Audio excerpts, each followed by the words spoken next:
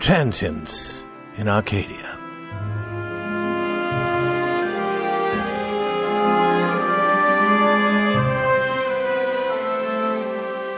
There is a certain hotel on Broadway that is very pleasant in the summer. Not many people have heard about it. It is wide and cool. Its rooms have walls of dark wood. There are green trees around it and soft winds. It has all the pleasures of mountain living and none of the pains. You will eat better fish there than you could catch for yourself in the streams and hills.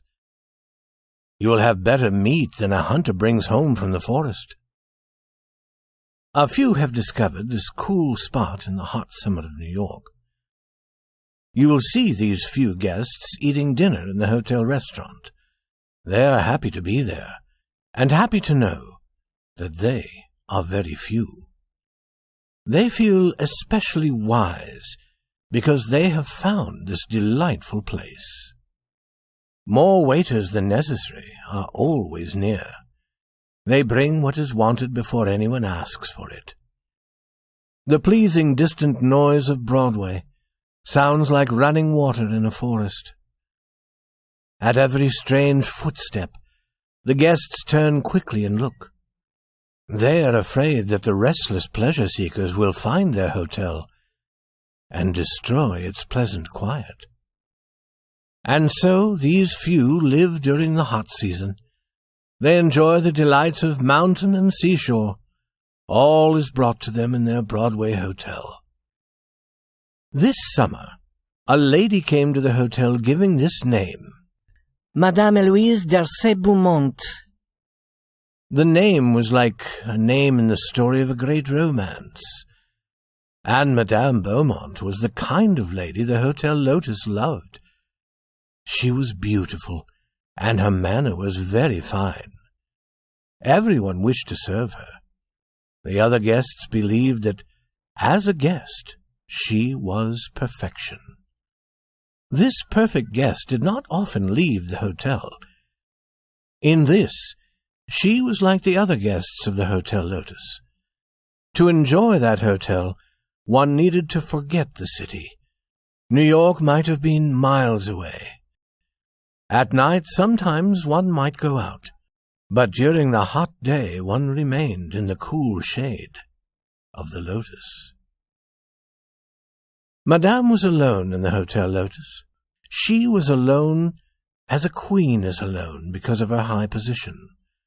She rose from bed late in the morning. She was then a sweet, soft person who seemed to shine quietly. But at dinner she was different. She would wear a beautiful dress. I cannot find words fine enough to tell about it. Always there were red flowers at her shoulder. When the head waiter saw a dress like this, he met it at the door. You thought of Paris when you saw it, and of the theatre, and of old romances. A story about Madame Beaumont was told among the guests in the Hotel Lotus. It was said that she was a woman who had travelled all over the world. It was said that she knew the most important people everywhere. It was said that in her white hands she held the future of certain nations. It was no surprise, they said, that such a lady should choose the Hotel Lotus. It was the most desirable and the most restful place in America during the heat of summer. On the third day of Madame Beaumont's stay in the hotel, a young man entered as a guest. His clothes were quiet, but good. His face was pleasant. His expression was that of a man who had travelled and could understand the world. He said that he would remain 3 or 4 days. He asked about the sailing of certain ships. He seemed to like this hotel the best of all he had known. The young man put his name down on the list of hotel guests. Harold Farrington. It was a name with a fine sound, and the young man belonged perfectly in the quiet life of the Lotus. In one day he became like all the other guests. Like them, he had his table and his waiter.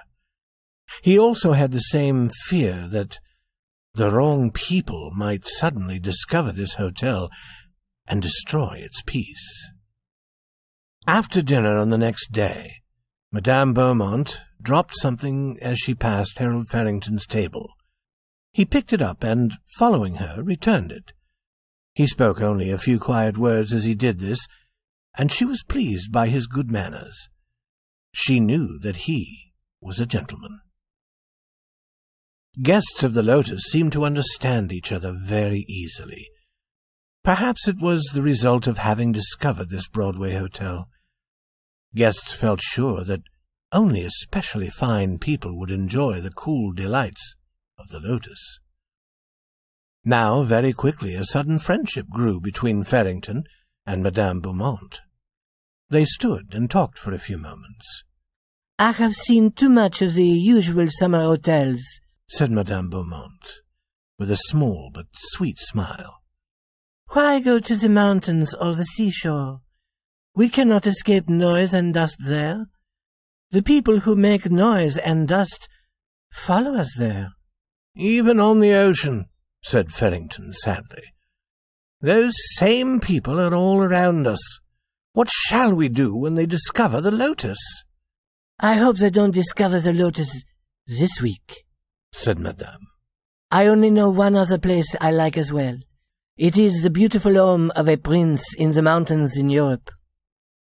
"The best people," said Farrington, "are seeking for the quiet places like this one, where they can escape the crowds." "I promise myself 3 more days of this delightful rest," said Madame Beaumont. "The next day, my ship sails." Harold Farrington's eyes showed that he was sorry. "I, too, must leave then," he said. "But I am not sailing for Europe." "We cannot stay here forever, though it is so delightful," said Madame Beaumont. "I like it better than my usual life, which is too full of people. I shall never forget my week in the Hotel Lotus." "Nor shall I," said Farrington in a low voice. "And I shall never like the ship that carries you away." On their last evening, the two sat together at a little table. A waiter brought them something cool to eat. Madame Beaumont was wearing the same beautiful dress. She seemed thoughtful. When she had finished eating, she took out $1. "Mr. Farrington," she said with a smile that everyone in the Lotus loved, "I want to tell you something. I am going to leave early tomorrow morning because I must go back to work. I work selling women's clothes at Casey's shop. That $1 is all the money I have. I won't have any more till I get paid at the end of the week.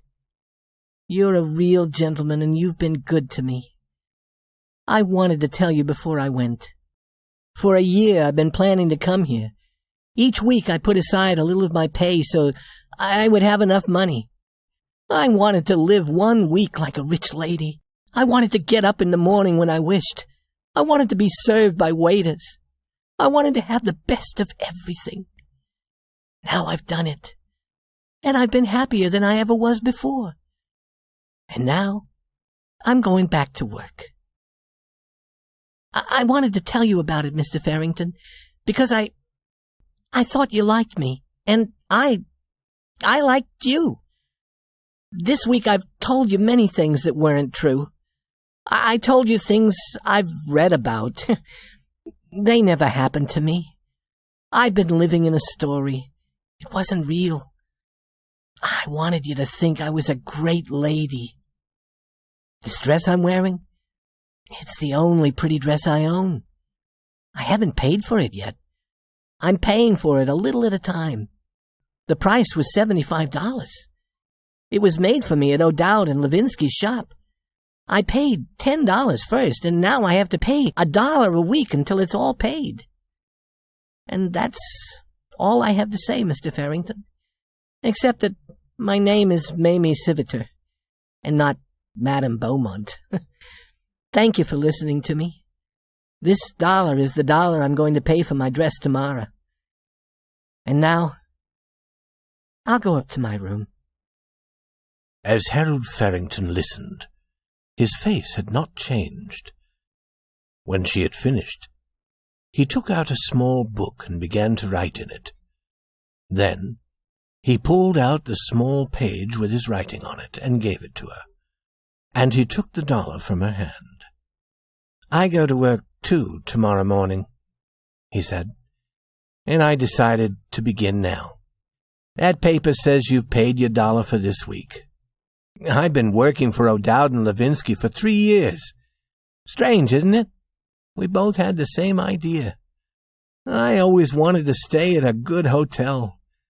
I get $20 a week. Like you, I put aside a little money at a time until I had enough. Listen, Mamie, will you go to the pleasure park on Coney Island with me on payday?" The girl who had been Madame Eloise Darcy Beaumont smiled. "I'd love to go, Mr. Farrington. Coney will be all right. Although, we did live with rich people for a week." They could hear the night noises of the hot city. Inside the Hotel Lotus, it was cool. The waiters stood near, ready to get anything they asked for.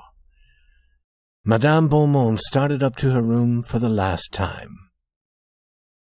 And he said, "Forget that Harold Farrington, will you? McManus is the name. James McManus. Some call me Jimmy." "Good night, Jimmy," said Madame.